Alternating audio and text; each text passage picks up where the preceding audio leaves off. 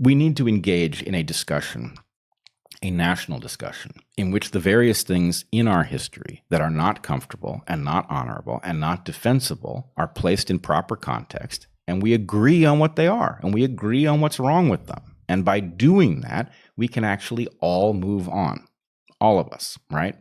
And that doesn't mean that there's no reckoning of any other kind to happen. As I've said before, I am really not a fan of monetary reparations because I think we can predict exactly why that policy would be a disaster. But the idea of investments in communities that are still suffering the echoes of Jim Crow and other things seems a very good idea. So anyway, at some level, informally, that's the proposal, that a truth and reconciliation approach to the ugliest parts of our history is important. Even, I feel like I have taken on American culture. I'm born of immigrants, as you are. So you're not the children of immigrants. Not immediately, but I'm descended from immigrants. My ancestors weren't here when there was slavery. Right. And so, in some sense, why am I even talking about it? Well, because I have taken on American culture. So in some sense, it's been imported into my software, the downstream effects of that. But anyway, that's about all that needs to be said about that. Should we go to solution making? Yeah, we have about 5 minutes. 5 minutes. Yeah, so maybe we should mostly save this for next time because it itself is a long conversation, but let's just get it started here. Okay. In thinking about what we keep hearing from lots of people, which is, what do I do when it comes for me, right? Yeah. I think the answer can't be an individual answer. It's not going to work. And what I have begun to observe is that there's certain environments online where you can't navigate this stuff. And then there are others where the structure of the environment itself allows you to. Mm-hmm. So on Reddit, for example, Reddit is now a disaster for many reasons. But inside of a subreddit, many people can talk about what's going on. And most of the users are anonymous just by virtue of the way it works. And so my point would be, I think that people who understand that there's something wrong about the ideology that's marching through our national landscape and upending structures on which we are depending, that those people need to be able to find each other, and they need to be able to have a conversation that functions as a reality check at first. And that reality check is the key ingredient to be able to maintain your bearing. That is to say, when it comes for you, it's going to be very hard to resist the mob and what it insists is true in terms of your defects, and it's going to be very hard not to say the things that it wants you to say. I would advise you not to say those things, but it's not going to be possible for everybody. People have livelihoods they have to maintain. People have children they have to protect. But if you can find a community that is capable of barring that set of Kafka traps, and you can check in with it, and you can say, look, I had to go to this training in order to retain my job, and I can't afford to give up my job. But here's what was said at this training, and here's why I find it absurd. And somebody else can say, I saw the very same thing, and here's what I thought. That reality check that allows people who are trying to resist this to just simply not be each of us alone, but to find each other, compare notes, and then eventually to discover things that work. What can you say when somebody says one of these things that actually causes the script to change, that diverts it for a moment, that detains it, that causes it to have to answer questions that it should have to answer? Mm-hmm. I believe in there is the seeds of a solution in which we stop playing defense, which isn't working, and we start playing offense, which will. Yeah. And you can start collecting people this way. Right, people who are listening here presumably already know most of this, and probably many of you are being forced to sit in on these trainings to participate, maybe even to identify your own internal racism, whatever. Maybe you are in a place where you can speak up. We would hope so.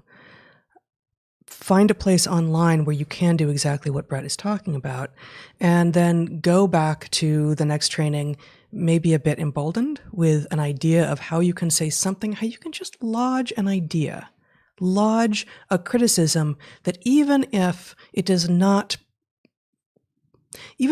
make clear to the people organizing the training or the true believers that you are in fact lodging a complaint, those other people among your colleagues who also don't respect what is going on will hear it, and probably at least one of them will come to you quietly, privately, and say, yeah, me too. At which point you invite them in to whatever online community you have and say, listen in on this then.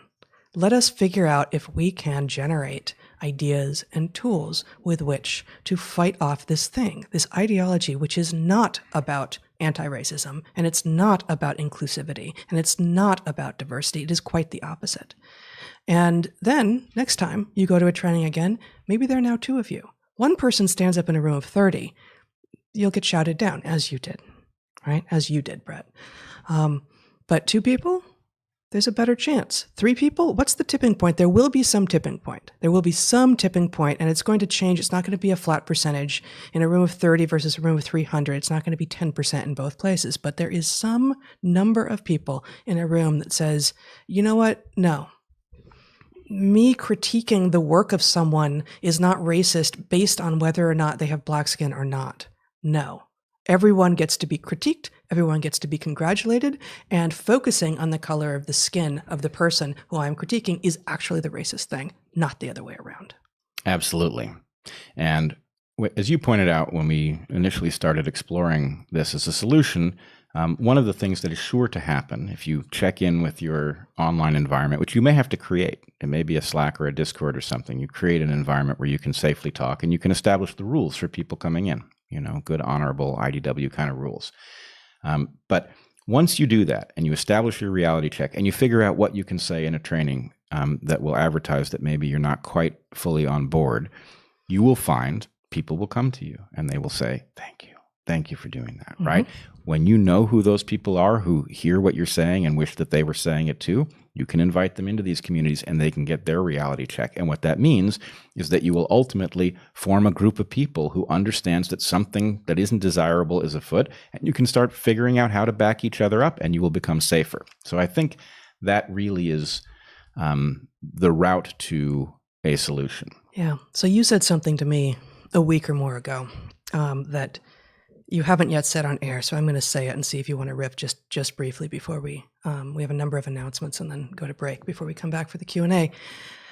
We should all be pursuing the moment when, if we were in a movie, the hero music would be playing, right? We all recognize it when it happens in the movies. We know when that music is about to start playing, and we know what the character, what we want the character to do. We know who we want to be. We do. So how do we attain that in life? Yeah, we all know the soundtrack. If they reversed the soundtrack of the villain and the hero, you'd be like, what the hell kind of movie is this? What is this? What is this? Yeah. Right? So we all know what it is that feels good. And we really all know, or most of us know, what's right. And so to the extent that something that is very much not right is afoot, the question is what does the hero do? What is that, the person gives the awful fascist speech and the hero in the back row does that slow clap thing that reveals that he's just not buying it, that thing. The question is, how do you get to that scene in the movie? What needs to be true in order for you to pull that off? It's so inspiring. And I mean, we just saw this in Peaky Blinders, which we just watched again with our children. Watched with our children. Yeah. Yeah.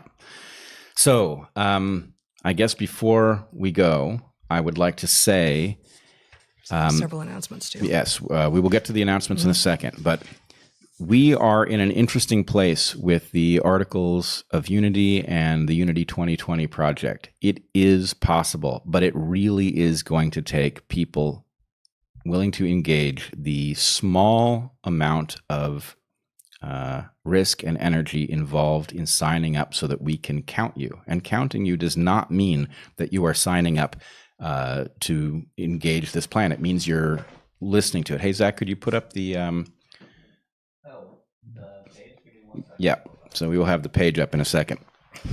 But what we need you to do is follow our Twitter account if you're on Twitter. Come check out the Articles of Unity. Give us your email address. This really can happen. You would be amazed at some of the behind-the-scenes conversations that we are having, but what we need is a groundswell of people who are willing to be just daring enough to say, you know what, I can envision a different possibility. I can envision inaugurating someone other than Trump or Biden come January, and I would feel much better if we did so. So if you're willing to go that far, we can get there. Please, please, please help us.